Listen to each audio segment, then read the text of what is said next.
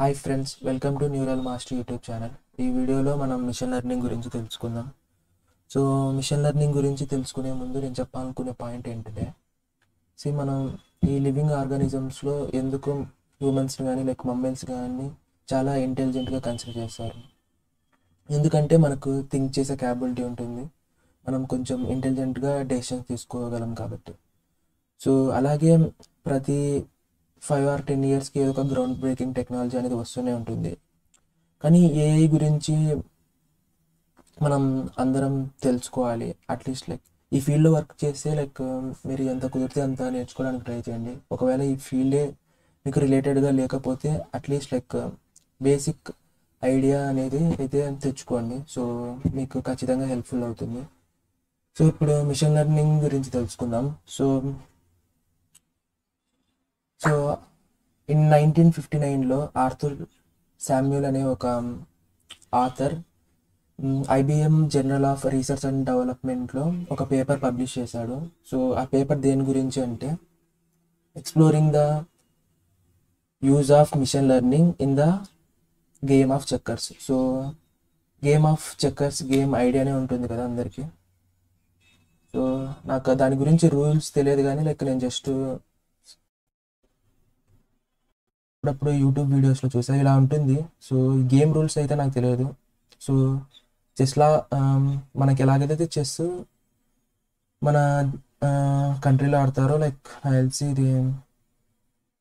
So game గురించి అయితే నాకు ఐడియా లేదు, బట్ చెక్కర్స్ గేమ్ అయితే ఇలా ఉంటుందని తెలుసు. సో అతను ఒక ఈ పేపర్ అనేది పబ్లిష్ చేశాడు, something exploring the use of machine learning in the game of checker. So ఆ పేపర్లో అతను ఏమని పబ్లిష్ చేశాడంటే, computers could be program to learn and improve its game play without explicit instructions. So ఇప్పుడు ఏదైనా game ఆడడానికి కొన్ని సెట్ ఆఫ్ రూల్స్ ఉంటాయి. సో అవి మనం ఏం చేస్తామంటే మామూలుగా ప్రోగ్రామ్స్లో ఒక ప్రీ డిఫైన్ ఇన్స్ట్రక్షన్స్ అనేవి మనమే ఇస్తాం. సో ఇక్కడ ఉంటే ఈ ఇన్స్ట్రక్షన్స్, సో ఇక్కడ ఉన్నప్పుడు ఈ రూల్స్ మాత్రమే. ఇప్పుడు చెస్ అనుకో, సంథింగ్ ఇప్పుడు గుర్రం కనుక ఉంటే అది ఎల్ షేప్ మాత్రమే వెళ్ళాలి, లేకపోతే ఇప్పుడు ఏనుగు అనేది ఉన్నప్పుడు స్ట్రైట్గా వెళ్ళాలి, లేకపోతే మంత్రికి ఏమో అన్ని రూల్స్ ఉంటాయి, అన్ని ఏ డైరెక్షన్లో అయినా వెళ్ళొచ్చు ఇలా. సో ఇలా ప్రతి దానికి కొన్ని సెట్ ఆఫ్ రూల్స్ ఉంటాయి, అవి మనం మాన్యువల్గా డిఫైన్ చేస్తాం. సో ఇతను తన వర్క్లో ఏమైనా పబ్లిష్ చేశాడంటే, computer could be program to learn and improve its game play without explicit instructions. So ఇలా ఏం ఇన్స్ట్రక్షన్స్ లేకపోయినా ఆటోమేటిక్గా అవి నేర్చుకోగలవు అనేసి చెప్పాడు. సో అతను చెప్పిన మిషన్ లెర్నింగ్కి ఇచ్చిన డెఫినేషన్ ఏంటంటే, machine learning as a sub field of computer science where computers can learn data and improve performance without being explicitly programmed. So మనం ఎక్స్ప్లిసిట్గా ప్రోగ్రామ్ చేయకపోయినా డేటా నుంచి అవి ఏదో ఒక ఆల్గరిథం ద్వారా నేర్చుకొని మనకనేవి అవుట్పుట్ ఇవ్వగలవు. సో ఇది మామూలుగా మిషన్ లెర్నింగ్ డెఫినేషన్ కూడా ఇదే మ్యాక్సిమం ఇప్పటికి కూడా అందరూ యూజ్ చేస్తుంటారు. So where computers can learn from data and improve performance without being explicit program. So traditional ప్రోగ్రామింగ్లో అయితే మనకు ఒక డేటా ఉంటుంది, ఒక ప్రోగ్రామ్, మనం ఏదో ఒక సెట్ ఆఫ్ ఇన్స్ట్రక్షన్స్ మనం డిఫైన్ చేస్తాం. సో ఇది దాని ప్రకారం డేటా ఇచ్చినప్పుడు మనకు అవుట్పుట్ వస్తుంది. మిషన్ లెర్నింగ్లో ఏంటంటే ఇక్కడ డేటా ఉంటుంది, ఒక అవుట్పుట్ ఉంటుంది. సో ఇప్పుడు ఇక్కడ ఏదో ఒక సో ఇప్పుడు వచ్చేసి మనకు ఒక ప్రోగ్రామ్ అనేది ఇస్తుంది. సో అది ఎలా అంటే ఇక్కడ చూద్దాం. సో ఇక్కడ ఒక ఇన్పుట్ ఉంది ఎక్స్ అనేది. సో ట్రెడిషనల్ ప్రోగ్రామింగ్లో మనకు ఆల్రెడీ తెలుసు, ఏమైనా సెట్ ఆఫ్ ఇన్స్ట్రక్షన్, దీన్ని సెట్ ఆఫ్ ఇన్స్ట్రక్షన్స్ అనుకోవచ్చు. సో ఇన్పుట్ నేను ఆల్రెడీ ఒక ఫంక్షన్ డిఫైన్ చేసుకుంటాను. సో ఇప్పుడు ఈ ప్రోగ్రామ్ని మనం ఎగ్జిక్యూట్ చేసినప్పుడు మనకి ఒక అవుట్పుట్ అనేది వస్తుంది. కానీ మిషన్ లెర్నింగ్లో ఏంటంటే ఆ ఫంక్షన్నే మనం నేర్చుకుంటాం. సో ఇక్కడ మనకు ఒక ఇన్పుట్స్ ఉంటాయి, ఫీచర్స్ అంటాం, అవుట్పుట్ ఉంటాయి, టార్గెట్ వేరియబుల్స్ అంటాం.